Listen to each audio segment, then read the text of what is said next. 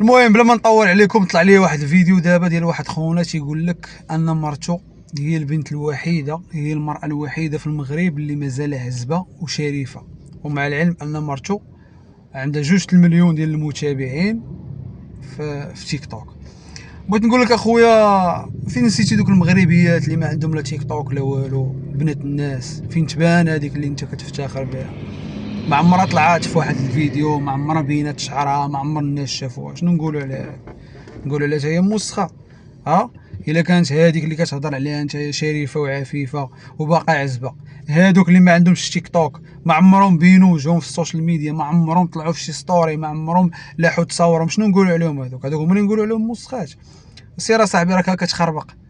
والمراه المغربيه اللي ما عمرها بانت في تيك توك وبانت في شي فيديو اشرف من هذيك اللي انت كتقول عليها مرشي وعندها 2 المليون ديال المتابعين وديرها في بالك. فهمتيني؟ باش مره اخرى ما تبقاش تغلط في المراه المغربيه. المراه المغربيه اشرف من امك من هاد العباره هذه.